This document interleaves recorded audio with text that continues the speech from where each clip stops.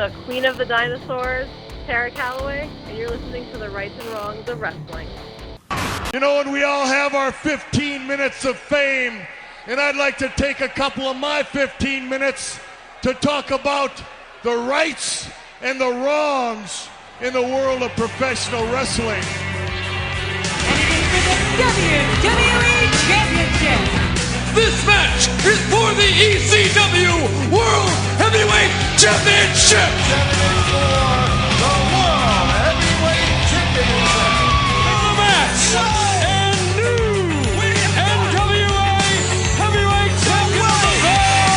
We appreciate you guys coming out and taking your time to support women's wrestling in America. This match is for the AWA World Heavyweight Wrestling Championship. Hello, ladies and gentlemen. Tonight, my guest on the program is apparently either a dinosaur who has transformed herself into a human or a woman who's been cursed and slowly being morphed into a dinosaur, and wrestler may be the only way to stop this transformation from being completed. Okay, all that stuff is made up. But anyway, she is the uber talented Terra Calaway. She's with me, and we're going to talk about life, wrestling, graphic design, and passion projects, just everything under the sun. So, ladies and gentlemen, this is the queen of the dinosaurs, Terra Calaway. Hi. Was that a fair enough introduction? Not just made up stuff there, you know, that you be cursed and turned into a dinosaur and whatnot. You know, that's a little bit far-fetched. I kind of love that. Well, that would be terrible. I loved it. It was very creative. I loved it. Oh, but how horrible would that be? You know, I know you love your dinosaurs, but, you know, I don't know. You know, now when I thought about that, I think I was thinking a little bit of Lucha Underground, because they don't tend to fly by the rules of, you know, conventional wisdom, if you will. So you could, you know, in that light, you could fit into it. You know, I have to win these matches, otherwise I would just transform completely. You know, it's silly, yet it would work in that environment. It really would, and honestly, like, I don't know, I kind of might want to lose, because I'd be like, I kind of want to be a dinosaur. You know, that may require some us talking here for a second. Say, what is this love for dinosaurs that you have so much that you're willing to give up your humanity to you know, that we'll have to go into that. I don't even know. You know what's funny is, like, I'm up to, like, my weird obsession with dinosaurs. When I was a kid, they terrified me. Like, I remember, like, begging my dad to buy me Jurassic Park sheets when I was a kid. I begged him. So he finally bought them. He took off my 101 Dalmatians sheets, put on the Jurassic Park sheets, tucked me in for bed, and then I guess, like, 10 minutes, I don't remember doing this, but I guess, like, 10 minutes after he tucked me in, I just started screaming and crying. And he comes running back in and goes, "What?" I was like, "The dinosaurs are going to eat me." And I made him change my sheets. Okay. So, I was always like, I don't know, ever since I was a little kid, I've always been, like, around dinosaur stuff. Like, my dad would watch Jurassic Park with me. We would do dinosaur hunts where he would just take a tape recording of the T-Rex at the end of Jurassic Park and hide it under the couch. So we would go looking for, like, we turn off all the lights and we look around the house with flashlights, and then he would turn on the tape recorder and it would sound off the T-Rex. And then that scared me so much that I made him throw away the tape recorder, not the tape recorder. Oh, wow.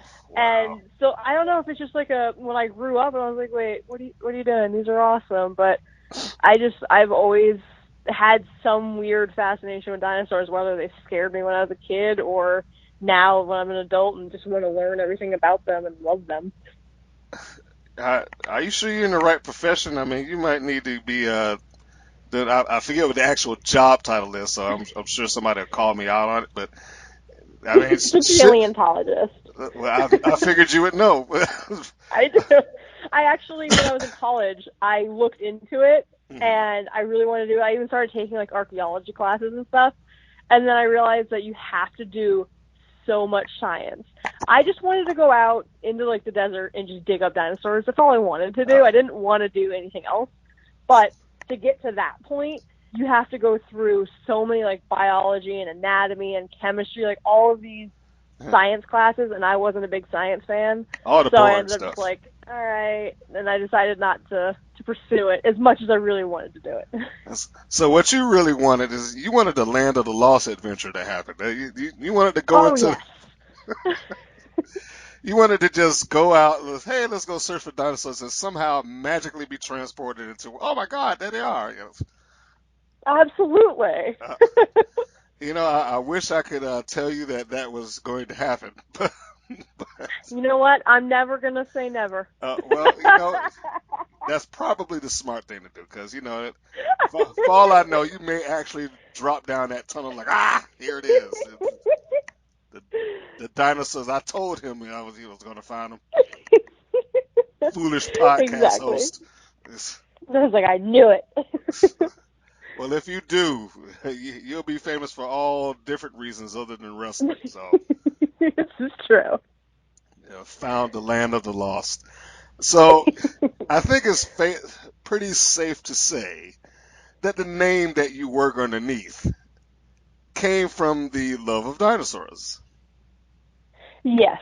Everything, like, when I first started wrestling, I never really, like, did the whole, like, gimmick thing. I never really showed how much I love dinosaurs, but everyone knew. Like, I always had stuffed dinosaurs. Even as, like, before I started doing the whole dinosaur thing, fans would bring me, like, stuffed animals with dinosaurs and stuff. So I was all, like, people always knew. But, I don't know, I kind of one day was just like, no, you know what? I'm gonna make this a thing. And so I made it a thing, and everybody has responded really well to the dinosaur thing, and it's gotten, pretty popular. And so I said, hey, if I can see. continue to do something that I love while being something that I love, then screw it, let's do it. Well, you have it figured out. That is for certain. I was joking earlier, but you'd be morphing slowly into a dinosaur, but figuratively speaking, you have slowly morphed into a dinosaur. Pretty much. Now, where is that morph going to end? Now, I guess that would be the real question. I don't know, like, I'm always finding new ways to reinvent this. Like, I'm not sure how many of your listeners are in the New Jersey area, but on the 17th, I'm like doing another step of evolution for the whole dinosaur thing. So I'm still finding ways to make it new and fresh, and I'm gonna keep doing it until I don't know, until I stop wrestling, because there's always something new I can do with it. So I just, I don't know where the evolutions are taking me, but it's definitely taking me somewhere fun. I think we're just going to say that the goddess of the dinosaurs has somehow either cursed or blessed you, whichever way that you choose to take it. And she is subtly influencing your decisions. Like, I need to do this. Yeah. So, considering that dinosaurs are way away from wrestling, so that's worlds apart. So let's go backwards just a tad. You've given me Yeah. the background on your I guess fear and then love relationship with dinosaurs. So how exactly do we go from hey I love dinosaurs to you know what I'm gonna get into the ring and wrestle? Well, when I was, and this is like, it's funny because some people that I know have been watching wrestling their whole lives. Like, I always talk to people, and they're, oh, I've been wanting to be a wrestler my whole life. I didn't know what wrestling was until I was 18 years old. Wow. Okay. Yeah, you're the second interview in a row. That's done that. Like, you could say Hulk Hogan to me when I was 18, and I wouldn't know who you were talking about. But yeah, I know it like blows people's minds when I say that. But someone had introduced me to it and was like, "Here, just watch this. It's cool," because he was a fan of it. So I was like, "All right, let's watch." So December of 2008, I started watching wrestling, and everyone always asks like, "What was the first match that made you go, you wanted to do this?" I don't have that. I don't know what it was that made me go, "Hey." All I know is that December 2008, I started watching wrestling, and March of 2009, I was taking my first bump. So somewhere in there, I was just like, nope, this is what I was supposed to be doing. What am I doing? And just I literally just got up and ran to it. That is a pretty quick decision. That I know. now, granted, I will say that that I have heard other quick decisions before, where hey, you should be doing this. Okay, I guess I should be doing this. And did somebody ask you should you do it, or was it just simply I saw it, I'm going to look this up, now I'm doing it? It was, I saw it and I loved it and I said I wanted to do it. Like, I've been an athlete my whole life. I played softball for 14 years. I played basketball, volleyball. Like, I did everything. And I had just quit playing softball. So I didn't really have anything physical for me to do. And, like, someone who's been an athlete since she was 4 years old, like, you gotta keep going. Like, you can't just randomly stop moving. Mm-hmm. So I saw wrestling. I was like, this is awesome. Like, I fell in love with just, like, the theatrics of it and the weird characters. And just, I loved everything about it. And I research everything. If I can't remember something, I look it up. If I want to know something, I look it up. So I was curious. I was like, I wonder if there's, like, places to learn this. Because obviously the people on TV learned it somewhere. So at the time, I was born and raised in Las Vegas. So I was in Vegas. Oh, it's hot out there. Too hot for me. But go ahead. I'm just just a random note. I was born and raised in Las Vegas. Oh my gosh. Whew. So I just typed in like wrestling schools Las Vegas, and 2 popped up. One was on the other side of Las Vegas. The other one was about 20 minutes from me, and I was like, all right. So I remember I called them and I asked if I could come check it out, and they said sure. I drove down there, and it was like a big warehouse. It was in an industrial area. Mm-hmm. And I parked outside, and I sat there for about an hour and a half. Like, people had already gone in, people were already training, and I sat there for like an hour and a half because I was so scared to go in. And then finally, the owner, Legacy, came out and was like, are you the girl who called? I was like, oh yeah, okay, I guess I should go in. And I went in, I met everybody, and I can't remember if it was signed up on the spot, but I definitely signed up and was in class within a week of showing up. Okay. So the lure of wrestling somehow overcame all. Now, I'm going to play the opposite side of the coin for a second, because it's almost as if when we speak of wrestling, you fall into one or two categories. Very seldomly do you have somebody like, I don't care about it either one way or the other. It's either, hey, I really love this and I'm a big fan of it, or I can't believe you watched that crap. So how is it that you were able to get past that? Because you came out of a true athletic background. Do you think that had any bearing on your ability to look at it and say that's more to it than what the average eye can detect, because you already had a little play in athletics in your life?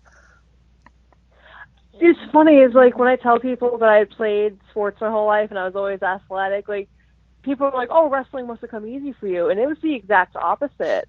Like, yes, my cardio was good because I played softball and I ran all the time. But, like, you in sports, you don't learn to fall down on purpose.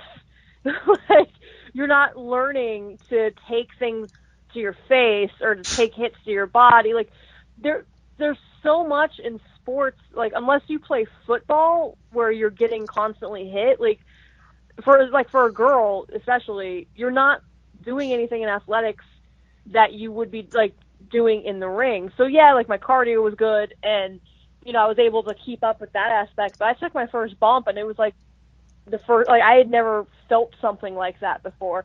I had bruises on my back from the ropes for days, which is something that I would never get from athletics. So it was weird. And I definitely immediately had such a huge respect for wrestling because, people were saying, oh, basketball is a sport, baseball is a sport, but wrestling is not a sport. You have to have so much coordination and so much just know-how to be able to wrestle more than you do to have to do like a regular sport. With basketball, you have to shoot and run, dribble. wrestling, you have to take care of yourself, you have to take care of the other person, you have to take care of the referee, you have to take care of the fans. Like, it's insane how much more you have to do in wrestling than you do in sports. Yeah. I certainly have a huge respect for it. I mean, being a fan, as most of us wrestling fans are, and I guess other than the outcome, everything else about it qualifies as a sport. I mean, by definition, sports are an activity of physical exertion, and I think wrestling pretty much qualifies in that regard. I mean, other than the written portion, shall we say, the booking. Well, I mean, that there again, that's I guess that's part of what kind of drew you. You said the theatrics got you. Also, the athletics is kind of that perfect blend of Yeah. arts and violence, theater and sport. However, whichever you would choose to kind of blend it together, it has that perfect mesh. So yeah, have you found yourself having to explain it to family and friends when you first got involved? I mean, telling them, Oh, hey, my, I'm yeah, wrestling now, like, and the first thing out their mouth, oh, you mean like WWE? well, that's the thing is, like, nobody in my family watched wrestling. Like, Oh, my parents didn't. No one watched wrestling. So when I went up to my mother and told her, "Oh, I want to do this wrestling thing," she was not happy. And I mean, neither of my parents are happy that I'm in professional wrestling. They both would rather that I wouldn't be in it. However, every show in Las Vegas that I ever had, one or both of them were always there. that's great. No matter how much they didn't like it, because I've been injured multiple times throughout my wrestling career. Like, as much as they hate it and as much as they wish I didn't do it and they wish I went on and did something else, they support me no matter what. And so, like, telling them, oh, I want to be a wrestler, at first they were just like, oh, ha, ha. And I started doing it and they're like, no, we don't like this. We don't like this at all.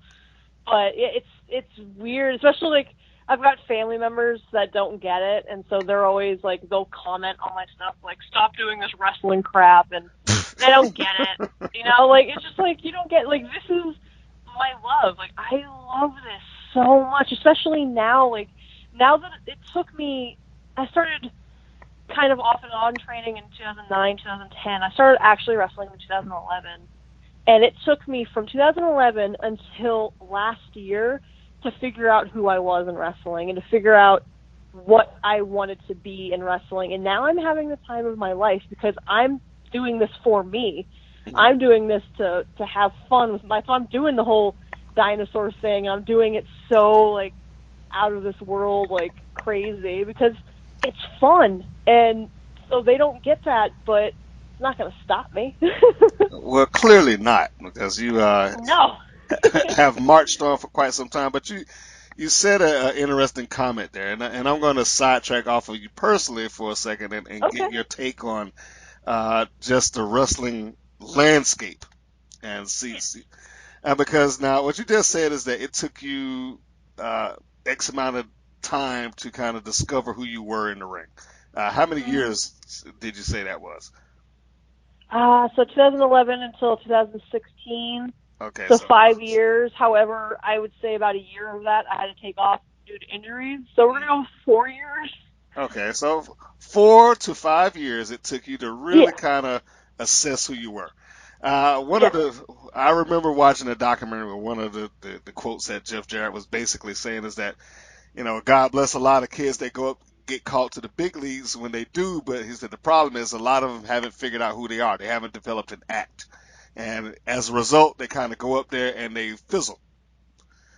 Yeah. How important is it to you? Because, you're there, you're in the landscape, and there aren't territories anymore, but the independents do help you to some degree, kind of like give you a platform, let you work, figure out what you can do, figure out what you don't like, what you do like. How important is it, in your opinion, that those that step into the ring now kind of get the feel for who they are, find out their character or personality, whatever it is that you choose to define it as? before they kind of, all right, I got to make it to WWE. I got to get WWE. I know that's everybody's, or 90% of the people's big goal, but Mhm. some people don't do well when they get there because they're not ready. I think it's funny because if you had asked me that question like 2 years ago when I didn't really know who it was, Mm-hmm. I wouldn't have an answer because I don't know. But like now that I've found my little like niche in wrestling and my own like little market, I think it's the most important thing because you can have as many flippy moves as you want. You can do as many flippy things as you want, but if you don't connect with the crowd, no one's gonna give a crap. Like Zack Sabre Jr. is amazing in the ring. He can do so much, but he's also super charismatic and he knows who he is. So he works that into with the crowd, and that's why the crowd cares about him. And then you've got people, granted, some people hate her, some people like her. You have Nia Jax. Mm-hmm. Like, she has what she's supposed to be. I don't think they use her properly, but she has what she's supposed to be. She is supposed to be this big, dominating woman. And that's supposed to be, that's it. That's all she needs to portray, and that's all she does portray. For the first few years of my career, was just what I said was me ramped up to 1,000. Like I was just overly, my personality on crack, and that didn't. I mean, yeah, it got me fans, and yeah, people liked me or whatever, but it wasn't. I was kind of just going through the motions. I was just showing up to shows, doing my moves, going home. Like I wasn't really. I don't know. It was not empty, but it was just kind of like, all right, like it's cool. I like this, but what else can I do? What else can I do? And then when it clicked to me, like, just play up the dinosaur thing. Like, I know my strengths aren't, I know what my strengths are. I know what my weaknesses are. So I play up my strengths and I avoid my weaknesses. And I play my character. I'm a dinosaur. I play that up, whether it be a comedy thing or that be a mauling smaller women thing. Like, I play that character, and that's gotten me so much more and so much farther than just being me ever was. So whether you're going to be like this out of control, crazy character, or you're just going to be you have to have something to you can't just be just a wrestler. Like, you can't, like, look, Kurt Angle started out as just a wrestler, and then he used that and brought that as a character, not just him, but as a character, and then had all this charisma and had all of these, like, different attributes that he brought with him, and that's why everyone connected with him, either hated him or loved him. So people who just don't want to work on their personality, basically, and just want to go through the motions and get really good and then go to a tryout, like, what's going to make you stand out from anyone else? You don't have, if you're wearing just black trunks and black kick pads and black boots like everybody else, like, what sets you apart? What is going to make them go, all right, I remember that guy? Are you going to remember that guy? Or are you going to remember the girl with the giant dinosaur skull on her head? Like, it's so important to know who you are in wrestling and to like embrace that. And you can see it in my face in my matches. Like, I was always just thinking, and I always had this weird thinking, like, resting face in matches where you could see me just constantly thinking, I'm not really interacting with the crowd, not really doing much. If you go to a show now with me, I am telling all those fans how much I hate them, or I'm telling them how much I love them, or I'm yelling at the ref, or I'm goofing off with the ref. Like, I'm so comfortable now because I know who I am, and people can see that I'm comfortable and can see that I'm being me and I'm enjoying it. And that's gotten me so much more than just knowing how to do a move ever has. Well, then clearly the importance is on knowing your stuff. Otherwise, you will get lost in the shuffle. Exactly. And I guess Nia Jax is doing what she's supposed to do. I don't know. I don't like. I get why people don't like her. I get it. No, I do like. I don't like. I actually Like, do. you know, I get it, but she's also working with 1,000 writers and 1,000 people telling her what to do. So the fact that she's still going out there and looking like a badass, like, you know, she's not just going out there and she's doing things that she needs to do, and she's doing them well. Whether she gets written well or she's given good opportunities, that's not on her. It's not her fault. No, it's not. Unfortunately, the powers that be, if you will, can fall in and out of love with you, and Exactly. you can find yourself in catering land if you if you're not careful. Hey, but Whereas I've heard it's really good, so. I'm sure it is, and if they're going to pay me six figures to sit down and eat, then I guess that's great. But Right? where is Curtis Axel, by the way? But that's, I'm not taking a shot at him. I'm just saying he in my mind he's like that prime example. Like he got that quick opportunity, but who was Yeah, Curtis Axel? yeah. And that's the thing, is when he came out being Curtis Axel, no one cared. They gave him something that connected with the crowd. People loved him or hated him, whatever, whichever way it needed to go. But that's like, it wasn't just the moves. When he was all about just wrestling, no one cared. Like, no one cared. Like, it's so important whether someone gives you the gimmick or you have the, you've got to, like, have a personality of some sort and something to set you apart. Otherwise, no one's going to remember. You know, there's so many girls in New Jersey that wrestle, but if they want a monster, or if they want someone with, the dinosaur skull, or they want someone like, they're gonna call me. There's no one else up here like me, and that's cool to have that own, like, your own little, like, market. I am my own market for wrestling, and it's awesome. You are. I was going to say I don't think there's anybody like you across the country at this point. Yes. Exactly. If anybody suddenly shows up doing the dinosaur thing, I'm gonna say, yeah, I'm gonna have to call that out. I have done a show with someone named Lucha Raptor, and I was very upset. What? Well, wait a minute. Oh, hey, now you can't just go into that and not tell the story. Now you have to tell this. Well, I've not heard of this person.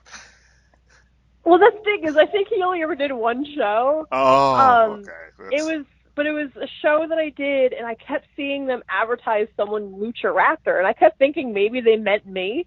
I was like, maybe they just don't know my name, because it was when I first moved to the East Coast. So I'm like, all right, maybe they just don't know who I am. It's cool. Like, maybe they just saw a dinosaur and said that I was Lucha Raptor. And then I show up, and there's a dude in an Under Armour shirt, green pants with leaves stuck to it, and one of those, like, Halloween masks that you can buy that's a velociraptor. And that was it. And I was like, oh, you're kind of insulting my gimmick. Oh, that's funny. But I guess in I don't know if he did it intentionally, but we'll say flattery. How about that? Yeah, we'll go with flatter. I don't know what, because I don't think I've ever seen him wrestle as that again. So I think it was a one-time thing. That is some of the funniest stuff when I hear people like, "Hey, I like that gimmick. I think I'll just take that." So Right? it happens, and normally when I see the facsimile, they don't seem to last all that long No. for whatever reason. Uh, your outfits, we talked, or you talked about the dinosaur skull that you come out with. Yes. Did you make that? I had it made. I've looked up and down for any type of dinosaur skull that I could find. I even looked up, like, the Pokemon Cubone. I looked up, like, Cubone cosplay. I looked up so many things. Could never find a dinosaur skull. It was too hard. And so I started hitting up people, like, prop makers and stuff, like, oh, can you do this? Can you do that? And no one ever responded to me, because I guess no one cared. I don't know. But then my boyfriend mentioned that his friend does actual, like, special effects for movies. Like, he's part of a production crew that gets hired for legitimate movies and TV to do props. Mm-hmm. And so he's like, let me talk to him. Let me see if he could do it. So I sent him all the sketches and everything that I had for this, and he said he could do it. $400 later, I have the dinosaur headdress that I come out with that you will notice on any footage or if you're at any show, only one person touches it, and that is me. I would bet. Like, we're not going to use this as part of an angle. No, you can't hit Oh, no. Not unless you got a good $500 to cover it. Oh, yeah, no, it was, like, it's to the point where I was at a show, and I turned around, and I saw it on someone's head, and I went to flip out until I realized it was my boyfriend, and I was like, oh, okay. Because I was about to kill whoever it was. Tara, we have to settle down now. You look first, react afterwards. Right? Just, like, breathe. I mean, I get it, though. I mean, that's a pretty steep cost. Yeah, $400, but it's one of a kind. It's made specifically to fit my head. So that's why, like, I can look down at it or look up. It's not going to fall off. It's wonderful. I love it. I'm actually staring at it right now. So, are we going to get another one made at some point in time? All right.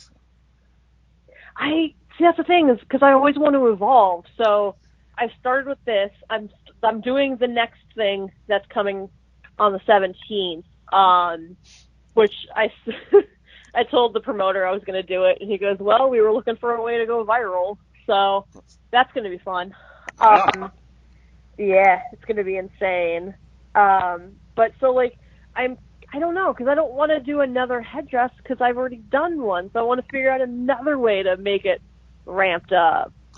I just got to think of it. I can't remember. I remember seeing something in Japan. I can't remember if it was Wrestle Kingdom or what it was, but someone came out with an actual, like, animatronic velociraptor. Oh, I think that's at some point going to have to happen for me. Oh, you've invested a lot, haven't you? Oh, yeah, I want to, because like I said, I want to set myself apart from everyone else. So, yeah, I want to keep changing and keep doing stuff to make it like, you know, people won't stop talking because they're like, hey, she's got people talk about my dinosaur head all the time. My people are going to be talking about the next thing that's coming out all the time. Like, I got to figure out new ways to keep people interested. Well, having the dinosaur heads clearly works. That's for certain. It does. The outfits, pretty scaly, and the makeup Yes. also complements the outfits. Are Yes. you responsible for the creation of your own gear? So some of my gear I have made.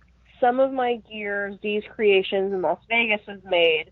And some of my gear, a girl, Angie Sky up in Canada, has made.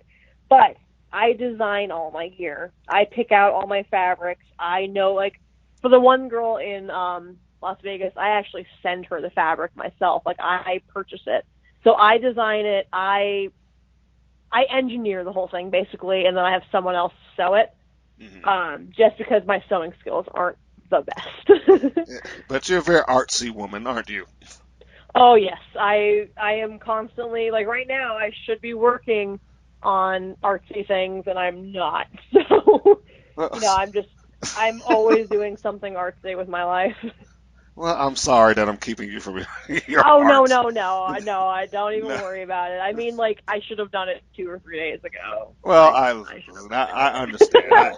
There's always a slew of things that's on the plate of most artistic people. I have my little productions set for my videos that I have to cut, including this one, and audio that has to be uploaded.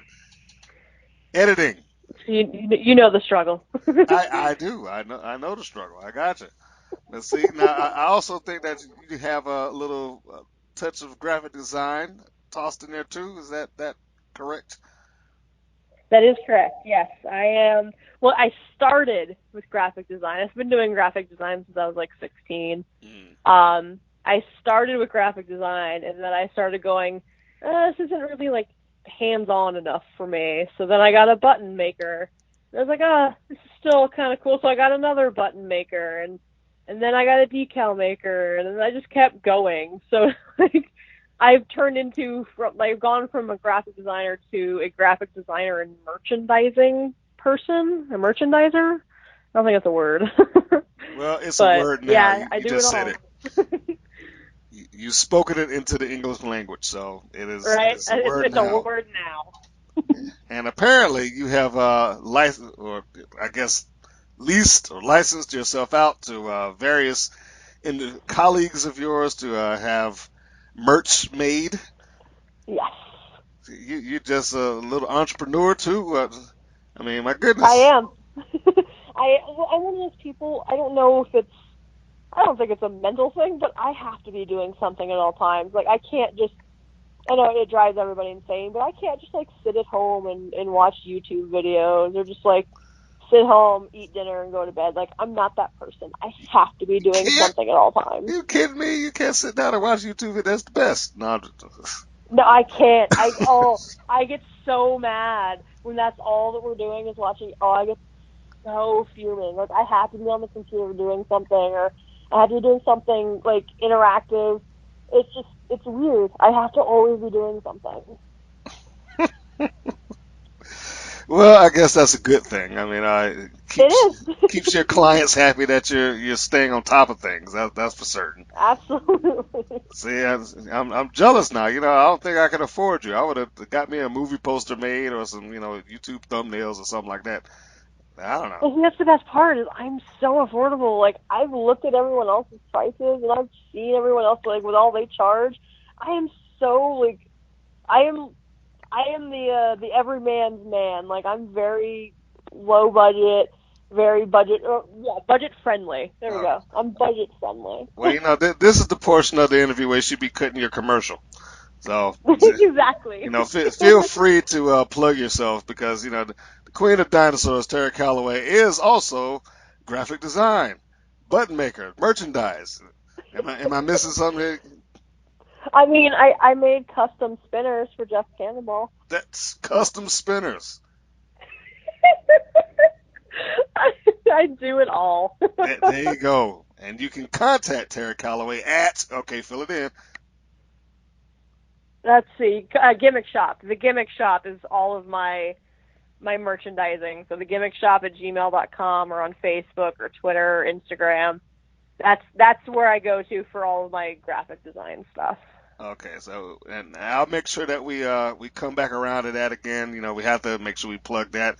Of course, for promoters, Absolutely. I forgot since we're in the plugging phase here. Let's go ahead and get this out for the promoters because there is no place under the sun across this country right now that you're going to find a female half woman, half dinosaur to walk into your ring and wrestle for the entertainment of your patrons. If you are looking to book Calaway, where can they find you there? On Facebook, it's facebook.com/it's a Calaway. Like it's a bird, it's a plane, it's a Calaway. You can, and then all of my other social media, so Instagram, Twitter, Snapchat, all of my other social medias are just at Terra Calaway. Well, there we have it, and we'll try to spin that back around for you promoters there again. We want to make sure that we do our job in this podcast and make sure that she is covered. And if nothing else, just the sight of having her walk down with that skull on her head should be worth the price of admission alone. Speaking of which, the Sin Raptors. Now, I have a little bit of experience with Mickey Knuckles. She's a wonderful lady who's come down to the city of Atlanta and its neighboring suburbs and wrestled here on a couple of occasions. In fact, she's made claim on my camera when I have covered the matches. She's and for those that don't know what I'm talking about, go look up a match, Mickey Knuckles versus Jessie Bell. In fact, I think she's done it a couple of times. She always makes claim by licking the camera, and this is not a rib. I'm not joking. And she has told me that I've licked it. It's mine now. So that's just a little side story. But the Sin Raptors, what is up with this team? You have a crazy person and a dinosaur. We met last year at a girl fight show, and we just immediately clicked. It was awesome, just kind of like getting to know her because I looked up to her. She's awesome, So I got to like talk with her and stuff, and she's so cool and she's so much fun. And I stayed in contact with her after that show. And I told her like, how cool would it be if we tagged up? Like, because we kind of somewhat tagged. We did a battle royal, and we somewhat like tag teamed everyone in the battle royal. Mm-hmm. Which that out of context is quite a clip. But I. So we kept in contact, and then I told her like it'd be really cool to team up with her, just because I could learn so much from her, and it would just be a unique tag team because we're just two girls who, like, even though she's tiny, like, we're two girls that can kill people. And so she's like, yeah, let's do it. So we started hitting up a couple of promotions, trying to see what we could do. There's definitely some interest in it. We started promoting it, and there was definitely still some interest in it. We haven't been able to make it happen yet, but we're trying, and it would be amazing if we could. Now, normally in these interviews, I save the things, my booking thoughts for the end. We call that the fantasy booking segment, but I'm gonna add a little bit something onto your thing, because it is a devastating combination of a Terra Calaway and a Mickey Knuckles, as it is. Absolutely. Mickey also happens to be the linchpin in another tag team of equally destructive nature, Monsters Inc., along with Dementia the Rose. That said, the three of you together would probably be oh my goodness, just a nasty, nasty, nasty combination. I'm just gonna put that out into the universe. And I know that y'all all have done a girl fight, so if there's a promoter bold enough to book a 6-woman tag out there of some, I guess, innocent victims across from the other 3, that could be fun. That could be fun for y'all. That would be amazing. Actually, just 3 girls just destroying anybody, man or woman. It'd be amazing. Well, I will just say, if you haven't seen Monsters Inc. in action, as they do double power slams on tables and suplex women through doors, you might want to get in on that action. So, absolutely, I'll leave it at that.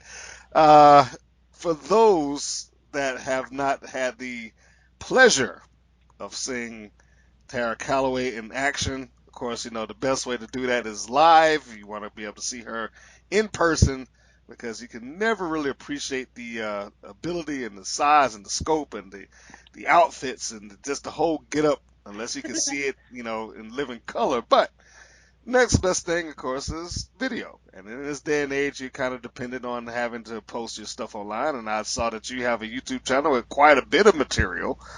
But if you were going to tell a new fan, hey, this is a match that you should watch in order to get your feel and really understand who I am, what match are you going to point to? See, that's what's funny, because I have so many different ones like that I love on there for so many different reasons. And there's one that I want the world to see, but I'm not allowed to post it, and it was me versus Kimberly. Oh. Yeah, it was amazing. It was so much fun working with her. Well, why can't you post it? What's the legality? Is because it's not because she went to WWE, or is it just the promotion? It's a downloadable match, so you have to go to the company's page. You have to go to the company's page and download it from them. Okay, well then, let's not leave people hanging. Now, if they want to download this match, where are they going to download it and watch it?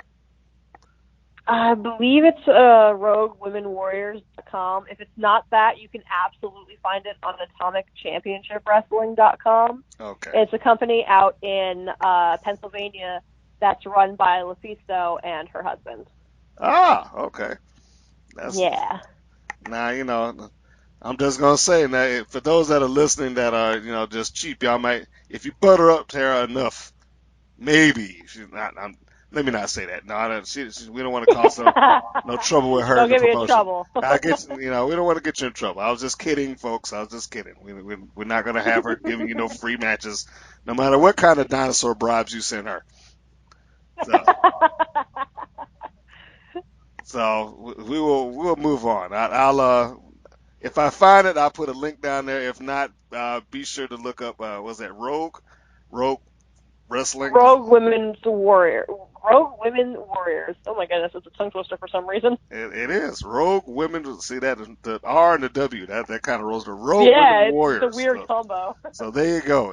If you at least look through it there, and you can see Terry and maybe one of the last matches of Kimberly as an independent. So that is historic in and of itself. Yeah. So, I find that when I was going through some research with your career, that you are a multi-talented woman. We've already seen the graphic design side of you. Apparently, you are an accomplished author as well. Is that it? Kicking out at 2? Can you tell me about that? Yeah. So I am technically a published author. I Don't run downplay it an now. online. Well, now we got to rewind this. Not technically, and you need to say that with some gusto. I am an accomplished published author. Well, I say technically because I'm the one who published myself. It doesn't matter. Okay, then I am a published author. Hey, when you make a movie out of your own pocket, they don't say, "Well, technically, I'm a director." No, I did it.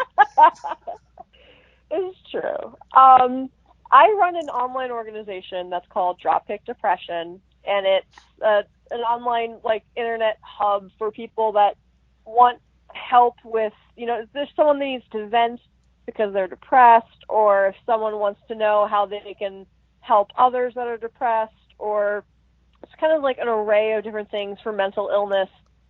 And I decided that I've always been very open with my story. I've explained my depression, why I was depressed, the things that led up to it, and all of that. So I've been very open about that, but I wanted to make it physical. I wanted to physically tell my story. So I decided I wanted to write my story down. And then I realized other people might want to write their stories down too. So I kind of rounded up a group of people, all with different stories to tell, either about suicide or about mental illness, depression, whatever you have. Mickey Knuckles was actually one of them. And we all wrote down our stories, and I published Kicking Out at 2. And 2 days ago, I believe 2 days ago, I actually just released Kicking Out at 2 Volume 2. So now there are actually 2 books that are running around the country, actually world, because they're worldwide, but that are, telling stories of depression. And so there's a few of us that are now wrestlers and published authors. Okay. So let's narrow the field of Kicking Out at 2. That you do not need to be a wrestling fan to read this. Even though the terminology relates to wrestling, but you don't need to be a wrestling fan to read this book. Not at all. It actually, most of it, I believe the first book, maybe 2 or 3 mentions of wrestling. It's really not about wrestling. It's about the wrestlers. It's more or less to show that anyone at any stage can suffer from mental illness or from depression.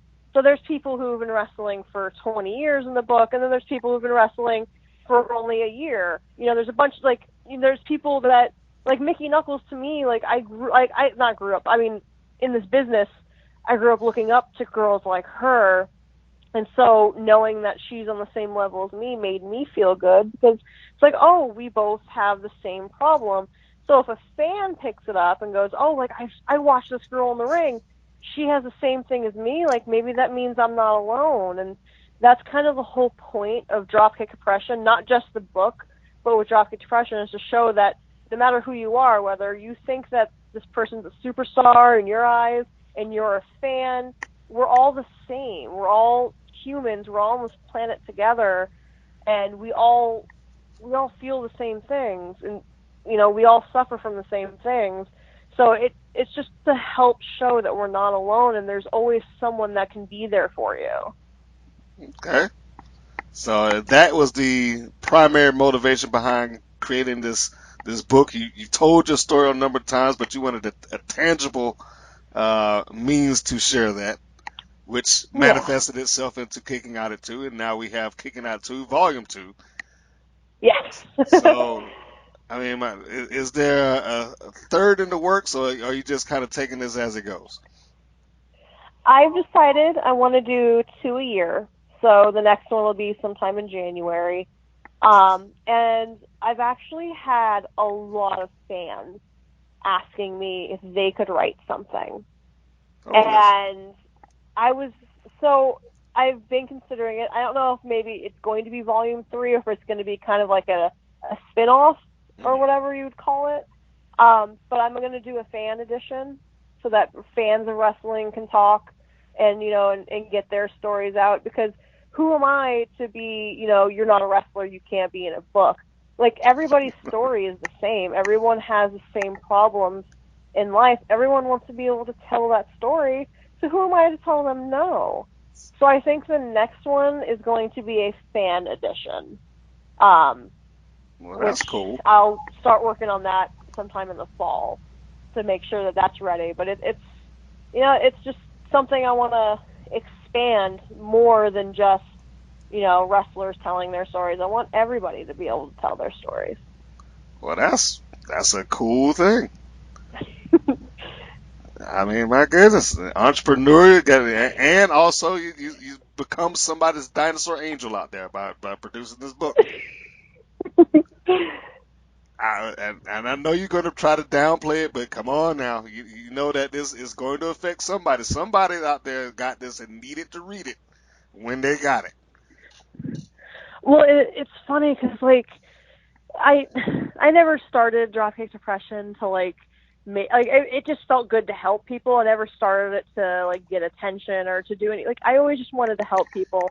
And I always said that if one person was helped, then all of it was worth it. And I had someone, I'm not going to say his name because I don't know if he wants it out there, but I had a wrestler come up to me at a show and tell me that because of me and because of how open I was with my depression, he went to a doctor and was diagnosed and is now on medication that saved his life. And it was because he saw the stories and just saw how open I was about it. And hearing that made everything worth it. It just made it all worth it because I put so much effort into it and I put so much work into it, and I feel like people don't care, or I feel like it's for nothing. And then I hear people like him tell me that. So I'm going to continue to do it because whether it's one person or 2 people or 3 people, it's doing something. Well, clearly. And I will back up to say that I'm sure, and I will verify this, even though I've only met you here, verbally in this interview, that I'm relatively sure you're not doing the book just to gain attention, because you walked to a ring with a dinosaur hat, and skull and scales on. So if there's anything that's going to draw attention to yourself. Exactly. If I want attention, I know how to get it. Yeah, I'm pretty sure you can muster up some attention if you really want it bad enough. But I will say this: I I did read about the Kicking Out at 2 book that you did. I think is a wonderful thing, and one of my closest friends actually talked to me about his depression, which I was surprised because I had known him since when did we meet? We met in 2000, and up until maybe 3 years ago, he was completely unaware Oh, wow. that he was. Well, he won't go into his name. He knows who he is, and he hasn't been he hasn't hidden this from anybody. But he was diagnosed as bipolar, and I mean, he literally kind of sat me down and explained all this, the the things, I guess, kind of in hindsight, it's like, you remember when I was sitting there and ideas would just be bouncing off me, just bam, bam, bam, bam, bam, and then the next day I'm, someplace else. It's like, well, that was all of that. And I was like, oh, okay, wow, man. I was like, I had no idea. Yeah. I may have to get your book for him. Aw, that would be wonderful. I think that would be a nice, interesting read. And who Yeah. knows? He might have a story to share too. I don't know. But you also have, I'm assuming, a video series to kind of complement this. Is that correct? Am I getting that right? The Dropkick Depression Presents series? The thing is, I'm trying. And this is the part of Dropkick Depression that sucks. I'm a one woman machine. I'm the one doing everything behind Dropkick Depression. Anytime you see it being posted or see it, anything like that, it's always me. Well, can I tell you a secret? Yeah. I'm a one man band too. The podcast, the wrestling matches, all of this stuff is me. There it is. The secret's out. But go ahead. I'm sorry. Exactly. I am the man behind the curtain. That's it.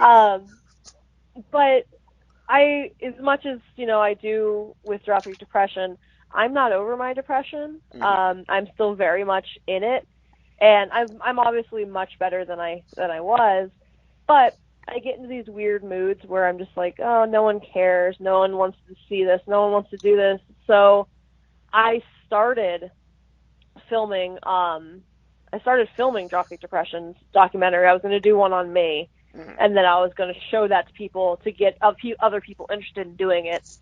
And I stopped because I kept getting in that no one wants to see me, no one cares. I'm very self-conscious of the way I look. And so I don't like being, I know this is weird from being a professional wrestler, but me personally, not Terra Calaway, the wrestler, the dinosaur, but me personally, I don't like being in front of the camera and talking to the camera. It's very unsettling for me because I have anxiety about the way I look and about the way, I am. So I keep trying to start it and then I stop. And then I try to start again and then I stop. So there's definitely a plan to start and to get it finished, but I don't know how long that would take because writing it down is easier for me than being in front of a camera and trying to say it. Well, now we're gonna sidetrack here a second because video is basically what I do. So I want to ask. Let's assume that you complete it. Where exactly is it that you want it to go? YouTube? You just gonna put it on your own site? Is it gonna go hit the festival circuit? I mean, what is it that you are looking to gain out of that? I planned on making it a digital download as well as an actual DVD. I still want to do both because I'm one of those people. I want it in my hands. I'm a very touchy person. I have to feel it. So I want the DVD. I don't like digital downloads, but I get that how I would get it everywhere. Basically, I would be able to. I can't ship things overseas. The shipping would be astronomical. Yes, so a digital download, so. I would want it to be a DVD. I would want it to be something that someone can hold in their hands. That's always the plan. That's always been the plan. That still is the plan. But no idea when that plan will be finished. Hey, I understand because video is a monster. And if I can quote the line of my colleague, the business is a hog and it's always asking for more. So yes, I understand. It's a nonstop process. As far as getting in front of the camera, hey, I don't think. Surprisingly enough, I've done this with a couple of actors, and you'd be surprised who, once they get out of the element, really like being in front of a camera or not. Some people can act great once I give them a script to do it. Take them out of that, and they're like, oh, really? Do you want me to just talk? I'm like, yeah, come on, it's easy. Yeah, I don't know, it's something that, like, if I'm not in that Terra Calaway just mode, if I'm, you can catch me at a show. If I'm at a show and you put a camera in front of me and ask me to talk, I'm fine. But if you ask me at my home to sit down and talk on camera, like, I don't know if I'm supposed to talk about this, but I didn't sign a do not talk about this, so I'm going to talk about it. Okay. My boyfriend does deathmatch wrestling, Okay. and there was a documentary company that's filming a professional boxer going to different countries around the world and learning different styles of fighting. They wanted to do a professional wrestler, but they wanted to do like a deathmatch wrestler. So they asked him, "Can we film, the one episode of this documentary on you?" And he said yes, and they found out I was a wrestler. And so they're like, "Oh, we want to do it on both of you." So they came to our home for 2 days. We had to deal with a camera crew in my home and at a show where they were asking me personal questions. They're like, we're going through stuff in my home. They're playing with my cat. Like, it was very, like, unnerving for me. It was very weird to me. And I was very uncomfortable. But I'm glad I did it because it was kind of me, like, conquering my anxiety. But that's something that's going on at, it's an actual movie production company. Like, that, it blew my mind. This is something that millions of people are going to see, and I have to be me. I don't get to be Terra Calaway. I have to be me. And so, like, it's very unnerving, and I don't like it. But I have to get over it at some point in my life. So I'm taking steps to do that. But yeah, it's weird. If you're as I'm Terra Calaway, I'm an actor. It's no big deal. But then you get to me, and I'm like, oh, I don't like this. Well, what we're gonna have to do. We're gonna have to just go ahead and get Terra Calaway in front of the camera, and then just kind of subtly just weave in the questions like, "So, how's then get Yeah. the real you out of there." Yeah, and like phone conversations, as you can tell, like, I'm very comfortable. I'm I very see. chatty. I'm good. But if we were like sitting next to each other and doing this, like, and there was a camera, oh, I would be completely different. You lock up on me, you wouldn't be able to. I mean, I wouldn't lock up on you, but I would definitely not be as chatty as I Okay, am right now, which I feel very bad. I feel like I'm talking so much. this is good. See how wonderful and happy and bubbly you are. I think we pulled back the curtain maybe a bit much. I don't know if you'd be able to scare people after they hear this. That's the other thing too. Like, I've made children cry, and it makes me want to cry. Like, it hurts me so much because this is how I am. And then I get through the curtain, and people are like, "Oh, you made that kid cry. That was awesome." This is like, oh God, I want to go hug the kid. That is such a weird accomplishment. I only hear those Right? conversations from pro wrestlers. Did you see that kid I got out there to start crying? I was like, oh, yes, I did. I got it on camera. That's terrible.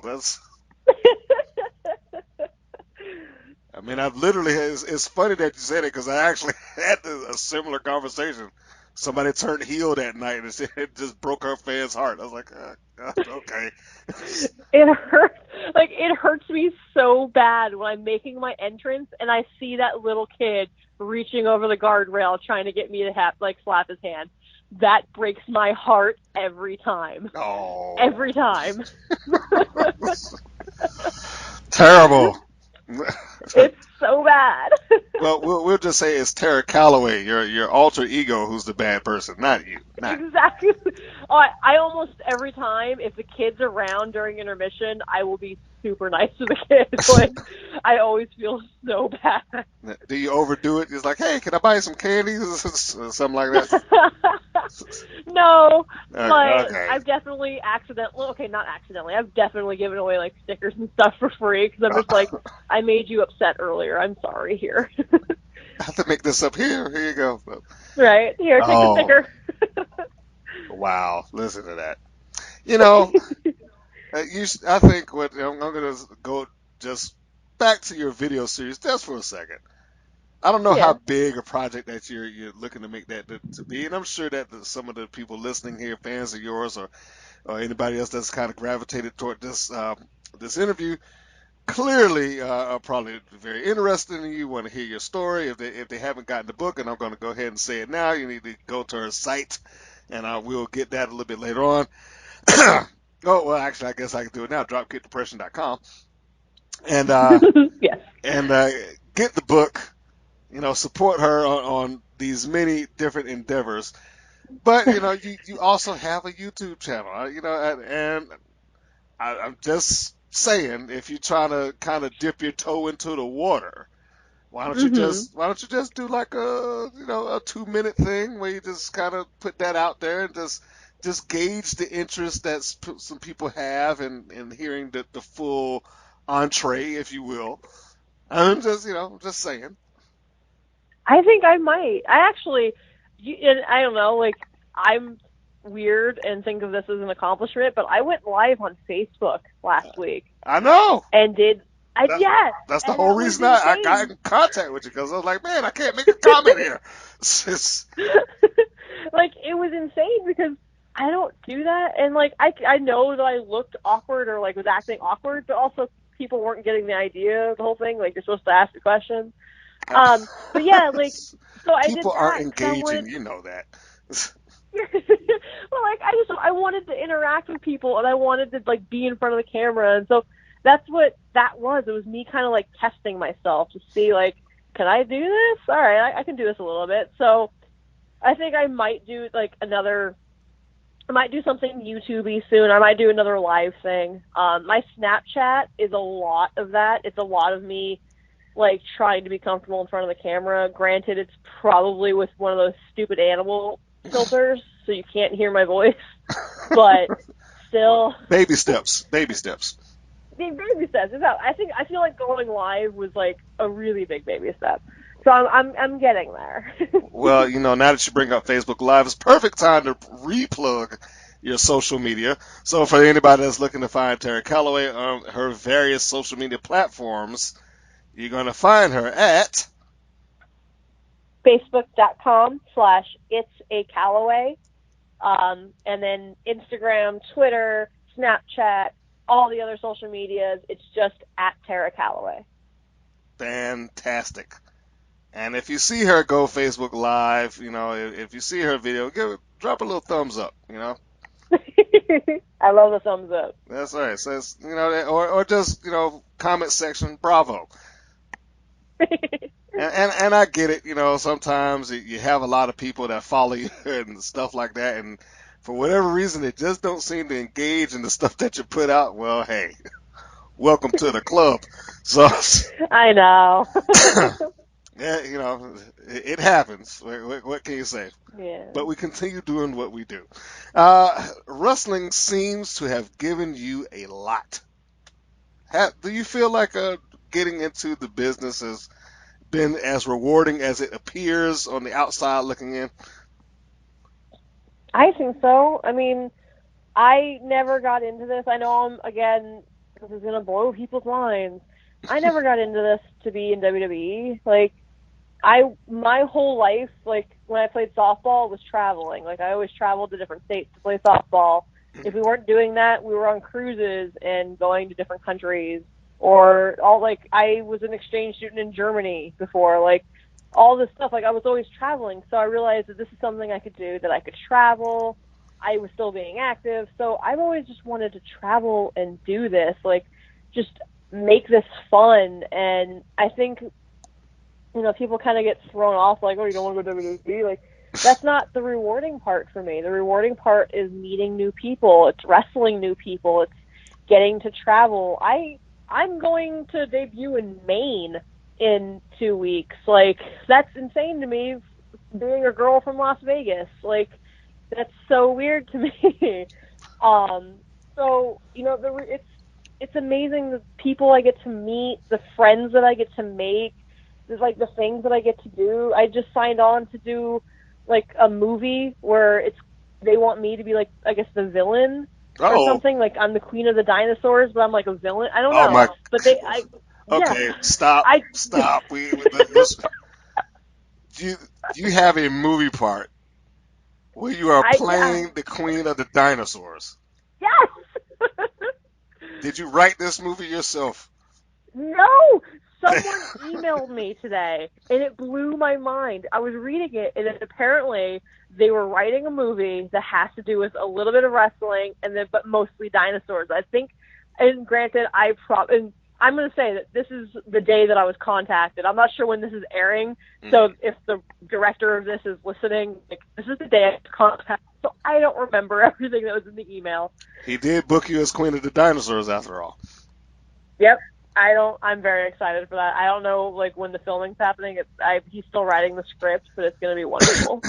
Oh, okay. Well, see, whatever money he's got, I need to get a hold of. Because I written a wrestling script 3 years ago. I haven't been able to get the thing off the go. But I digress. I won't go off into that. But, yeah, like, wrestling has gotten me a lot, like I said, like, I've gotten to do everything that I've wanted to do.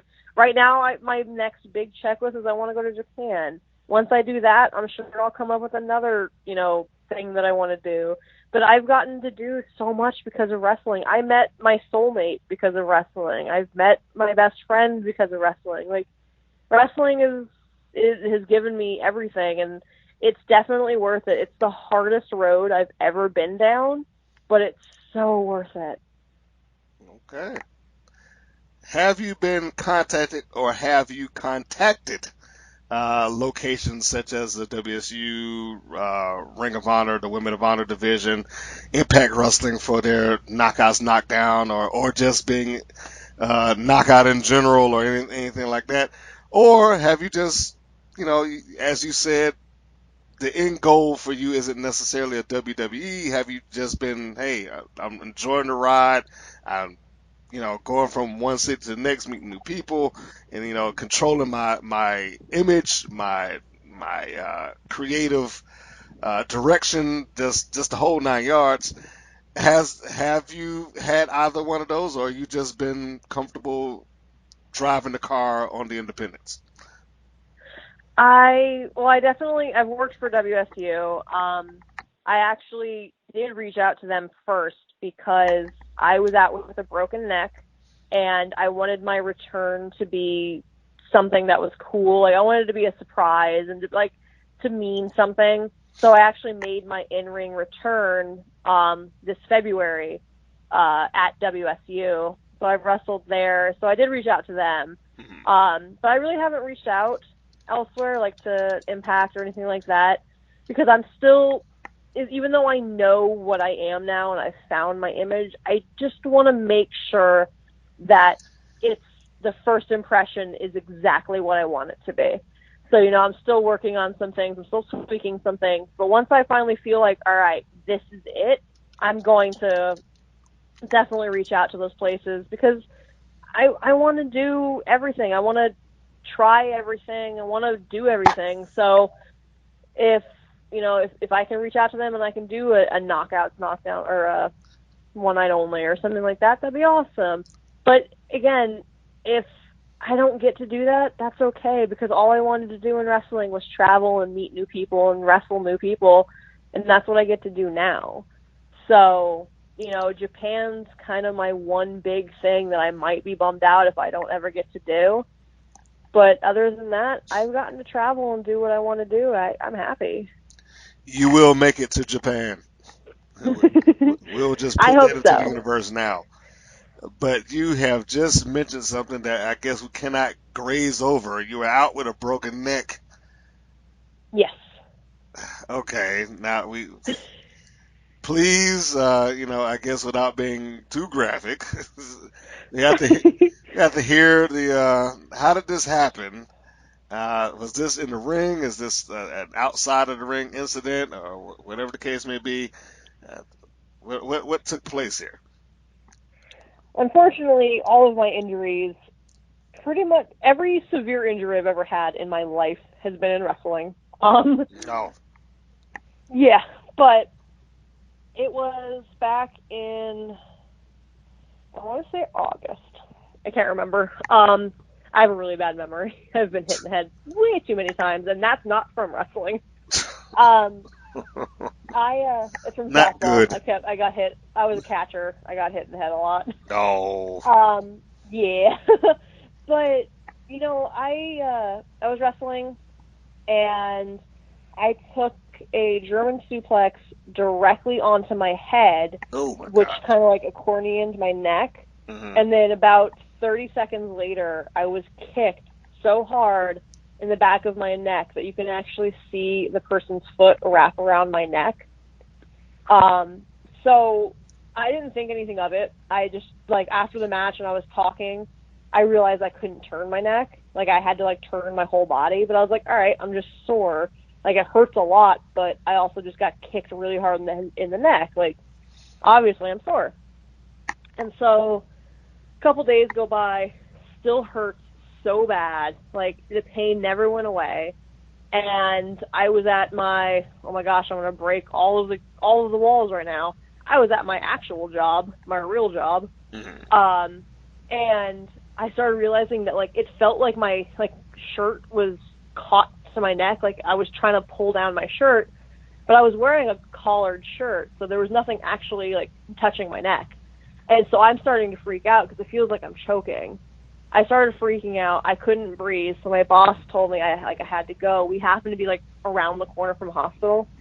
So I ran to the ER, and they took MRIs, they took X-rays, they did all these different tests to me to find out that I had torn all of the muscles on both sides of my neck, and the bottom vertebrae on my neck had dislocated. And so the reason that I couldn't breathe was that my muscles were no longer attached, and they were kind of like spasming, so they inflated. And when they inflated, it cut off my windpipe. So and what scared me, of course, because the doctor has to say this because the doctor's a dick. She tells me if it had happened while I was sleeping, I could have died.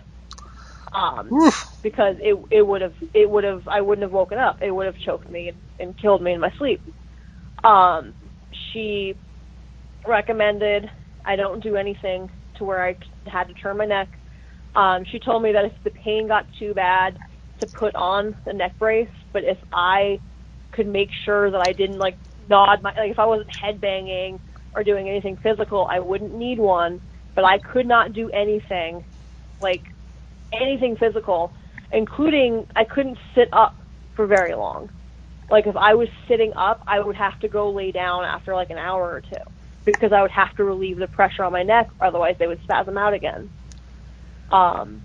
So she told me it was 50-50. Either they're going to heal on their own, or you're going to need surgery. I had to come back it was supposed to be 3 months. I went back in 2. And she said, we'll tell you then. And I had made up my mind, if I had to have surgery on my neck, I would not wrestle again. Because I'm not going to break my neck, get surgery, and then go do it all over again. So I went back a few months later, and this was in December.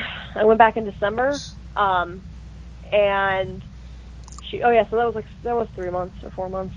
I went back in December. She said that everything was healing perfectly fine, which I'm starting to learn is just what my body does, because I have a torn ACL, MCL, and meniscus, and those kind of, like, they didn't heal. Like, they're all still torn, but they've taken care of themselves to the point where I can still do things.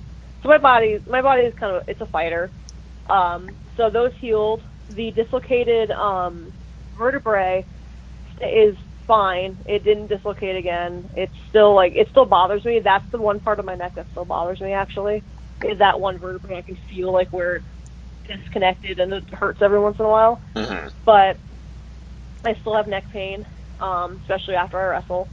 I recently started doing cannonballs in the corner, which is not good because you land on your neck. So that it hurts after that. But it's, for the most part, it's pretty good. It's hanging in there, but it definitely gave me a scare because I thought that my career was over for a little bit. But once I found out in December, like, no, you're good to go. She gave me the green light to start light physical activity. So in my mind, that means, wrestle in February. So that's what I did. And there's nothing more light physical than pro wrestling. Yes, Exactly. let's do this. It's slammed around on this hard canvas for the next 20 minutes. Absolutely.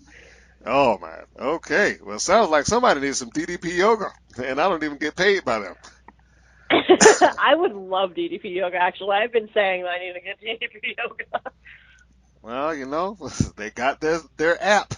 That Yes. doesn't take much these days. Now, I'm just saying.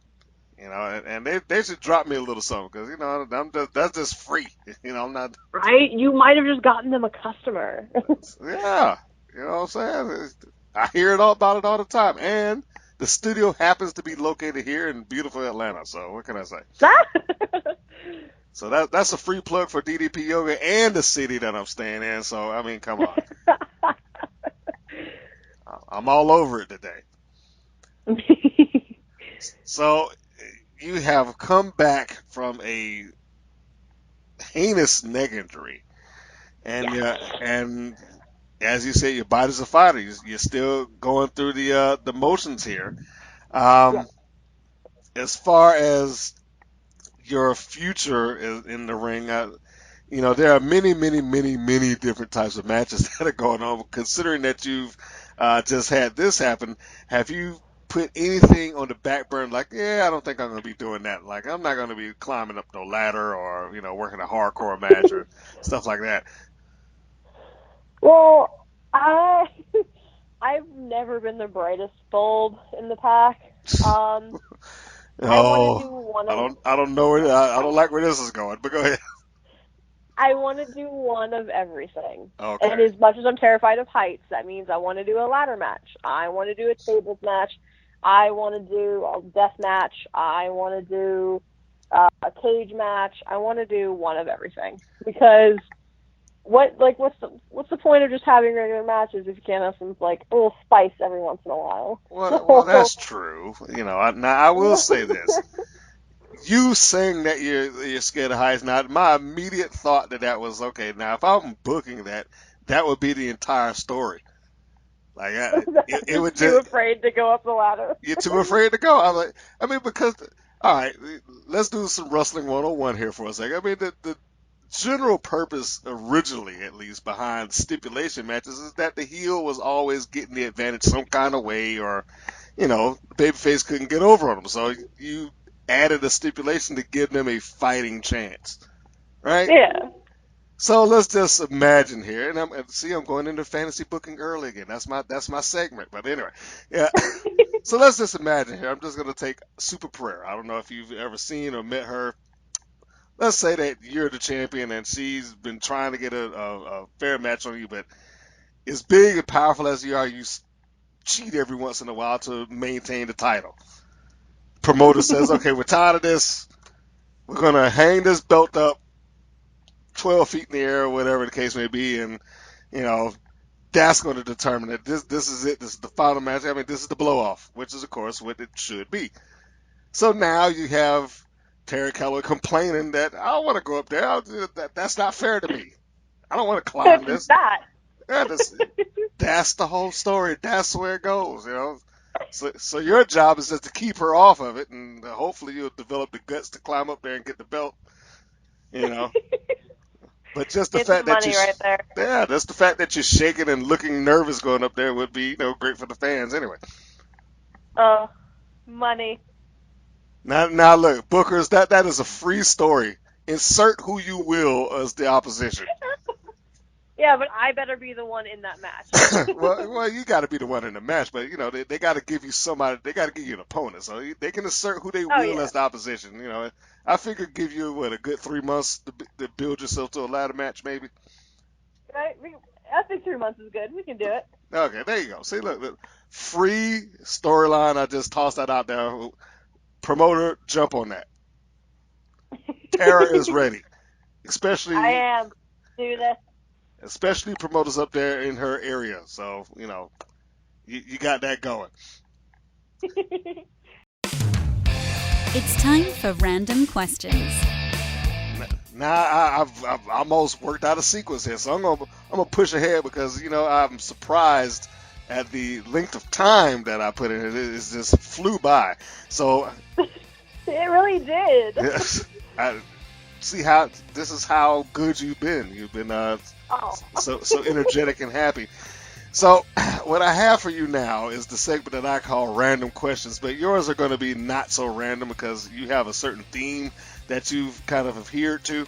So it's going to be dinosaur themed random questions. Yay! So are you ready? I'm ready.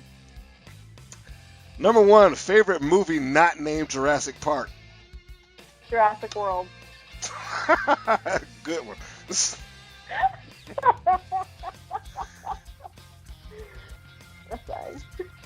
Here's 1A, because I was anticipating one of those. I thought you was going to say Jurassic Park 2 or something like that, but okay.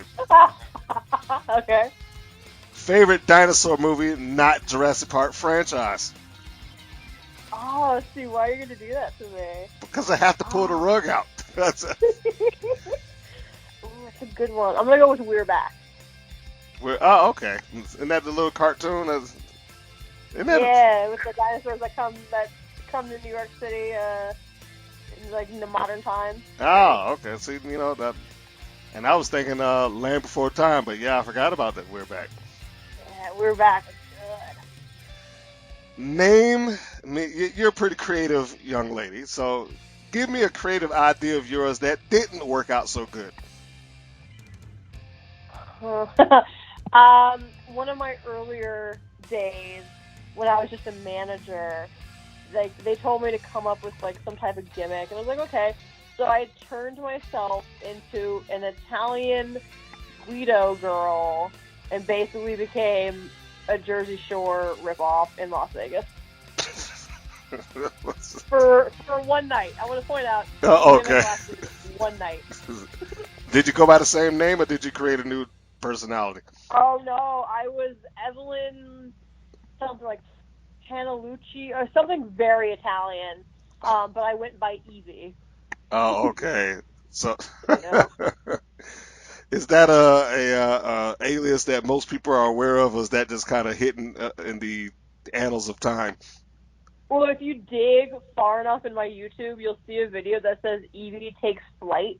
Ah. And it's me being thrown 10, 15 feet in the air and then back down onto the mat. Oh my goodness. Okay, so there's your homework there, fans. If you're listening to this, just open up the tab and go to her YouTube channel. You can just type in Terra Calaway and it'll come right up. Click that link, and then boom, I guess you're going to have to go to a video tab and just kind of keep hitting see more until you find it. So yeah, you just keep digging down there. It's one of my first videos on there.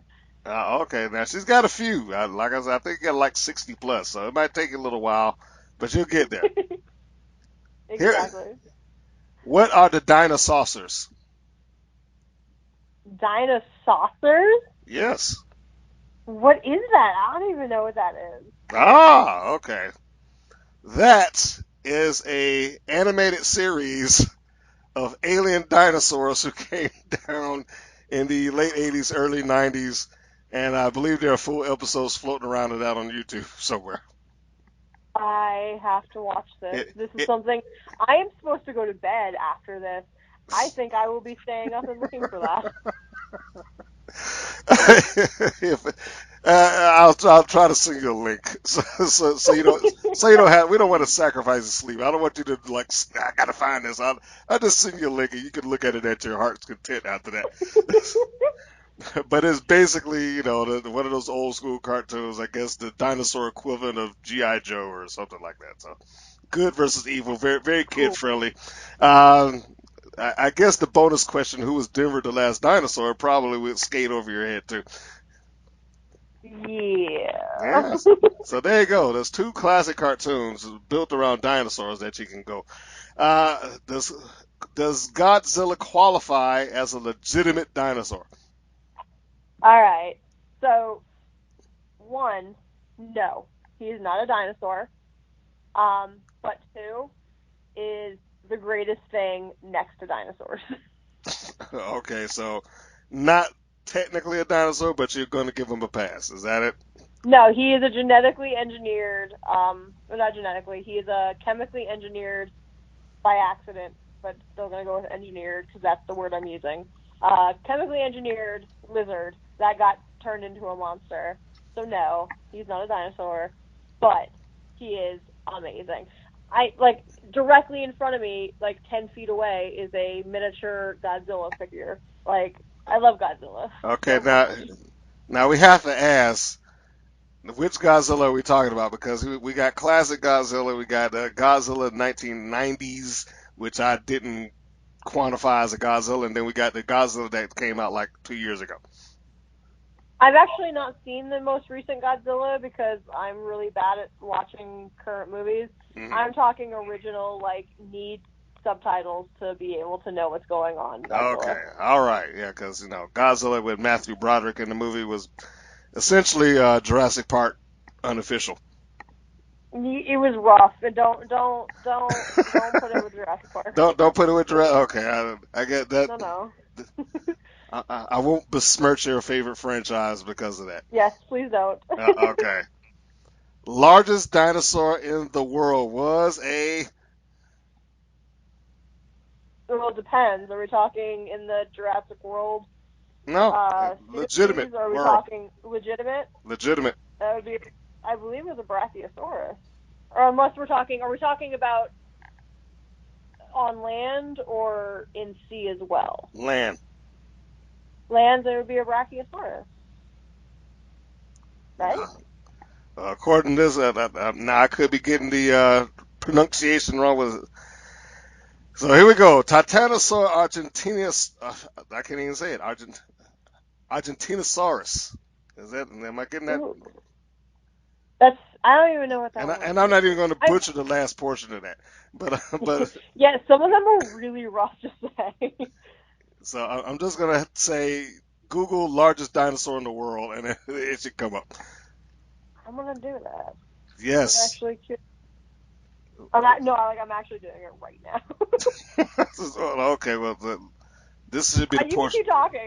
No, I was going to say this should be the portion where I should play some game show waiting music while you Google it up. Let's see. Titanosaur argentinosaurus. Oh, Jesus. What is that? News? It just looks like a giant Brachiosaurus. Well, then, maybe they just renamed it. I don't know. That's what I'm looking at. It looks just like a giant Brachiosaurus. Well, that works for me. Yeah, I'm not even gonna be able to come close to pronouncing that. Well, I was depending on you. I'm sorry. I got the Titanosaur argentinosaurus, but that last part is just This can we just be a whole segment of us trying to pronounce this? It could be, but I certainly don't want to butcher the name and come off like an idiot. See, they'll give you a pass. Let me just go ahead and say that now, because anybody that's listening to this is listening to this to hear you. They're not worried about me, so they'll give you a pass about this whole thing. Me, they're going like, that idiot. So no, I'm not gonna butcher that up anymore. The normal questions that I ask within the random question segment always ends with this. Now I know this isn't your goal, but you make it to WWE and you meet Vince McMahon. Mm-hmm. What is it that you want to hear him say? We got a job for you. Fair enough. Well, and I was expecting you might have something different because it wasn't on the forefront. You might have been a take it or leave it candidate, but if he's there and you're saying he's willing to offer you a job, you're going to take it. Yeah, I'm not going to turn that down. or at least the paychecks that come with it. Is that the paychecks and the travel? Again, it all goes back to the travel. The paychecks and the travel. Indeed. I have done it twice here, I believe, within the course of this conversation, but I will bring it around now officially. Fantasy booking. Fantasy booking. It is my personal belief that every wrestler has at least one story that they kind of put into their brains. Like, if I had the opportunity to do this, this is the angle that I want to pitch or do for myself. So now I ask you, Terra Calaway, what is your fantasy booking? It was something that should have happened, and then the plans fell through. I can't remember why, but there is another girl out here who's kind of, big bad monster. She goes by Nyla Rose. And we were going to have I can't remember the name of it. It was like a prehistoric fight. I wish I could remember what it was. It's the name of a video game. The dinosaur video game. But we were going to come out with, I was going to come out with dinosaur weapons. She was going to come out with Native American weapons. And we were just going to have this insanely over-the-top weapons match with, like, dinosaur figurines and stuff. It was going to be amazing, and I still want it to happen. So I'm going to pitch that. Like, anyone that wants to see an outrageous dinosaur versus Native American weapons match, book it. Well, I think she's still in Japan right now, isn't she? I'm not sure if she's made it back. So, is there an alternative to that? I mean, anything that puts me in a cage. Anything that puts you in a cage. Yup. I'm going to put you on the spot here because I came up with a weird angle for you just off the cuff. So I'm going to say, if you were in a Lucha Underground type environment to where the character of Terra Calaway could do some weird stuff on screen, give me a story. Ooh. Do I need see if it was Lucha? Can it be including Lucha Underground current stars? Of course.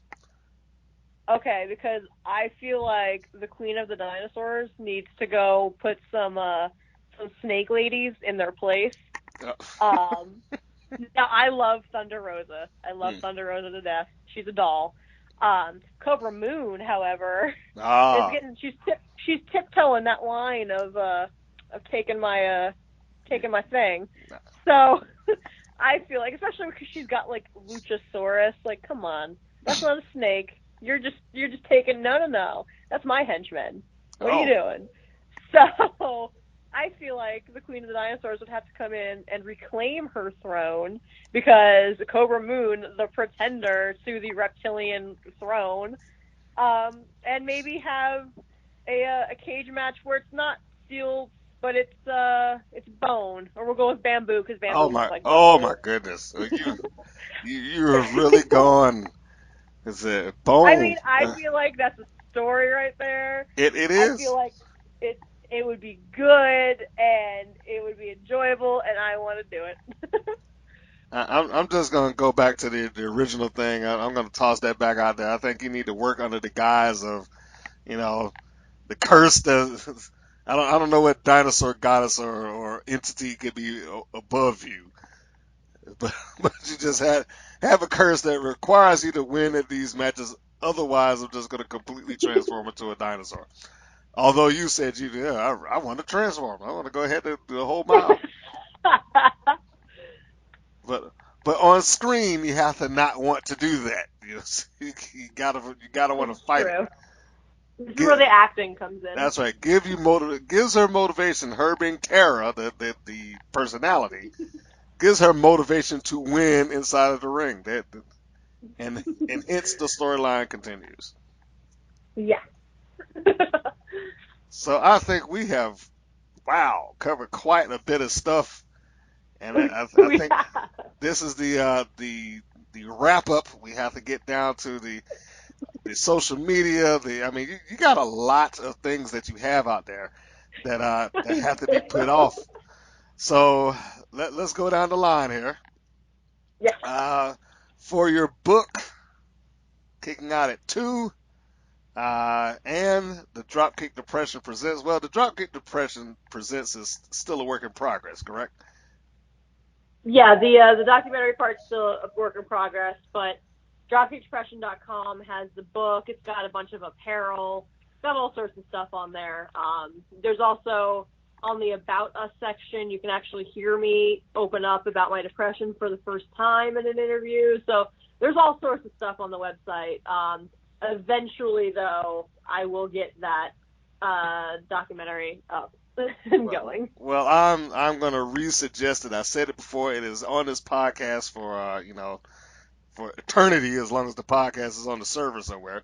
But I'm gonna re-suggest starting off these things in increments, perhaps. One, as we said before, baby steps. And if the baby step happens to be, breaking out that cell phone and just uploading a little something on the YouTube just to kind of share what's going on. I don't know what the exact format of Dropkick Depression Presents would be or what you want it to be, but I think that you have enough of a fan base that they will certainly be interested in hearing your story as you present it, whether that be Facebook, YouTube, Instagram, what have you.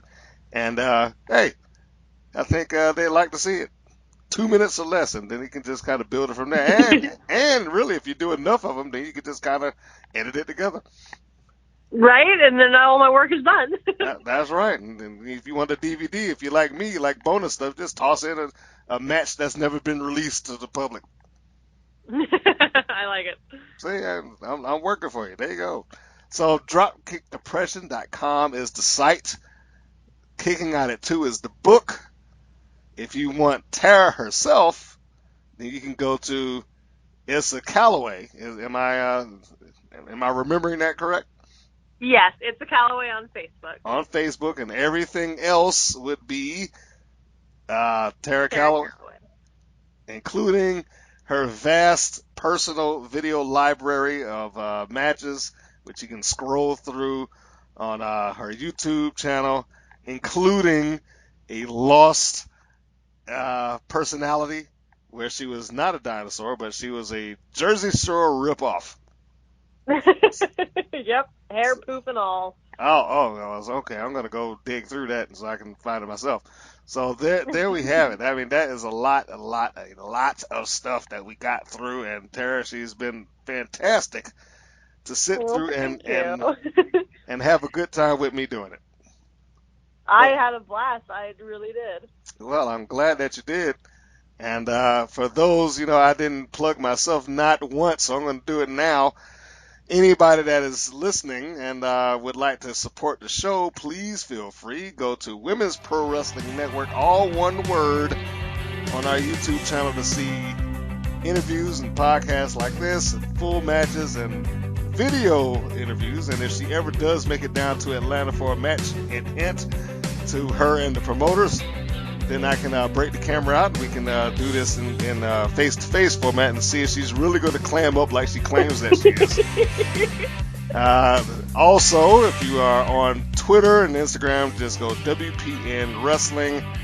If you want the podcast on audio format, because most people like to hear it that way, you can always go to Google Play and Stitcher Radio, iTunes, and man, I'm forgetting something right now, but Podbean. Go to Podbean, and all you got to do is put in WPN in the search, and it will come up, and you can go just download the MP3, and you can hear Tara at your heart's content, sound so happy as many times as you need to hear her. And as we said before, if you gotta, if you want to send us some good vibes, man, go find her on our social media, give her a thumbs up, send her a bravo to her videos and stuff like that, and we'll all be happy. Absolutely. So for myself and Miss Calaway, the queen of the dinosaurs, we want to thank you for tuning in to this particular episode. We appreciate your time and your support on all our particular and creative ventures. And be sure to catch us in the future. And so long, everybody. Bye. Thank you for listening to the WPN's Rights and Wrongs of Pro Wrestling. If you have questions or comments, please contact us via our Facebook or our YouTube channel at the Women's Pro Wrestling Network. If you're new to the WPN, feel free to subscribe to our channel and like our page. We appreciate your support. Thank you again for listening.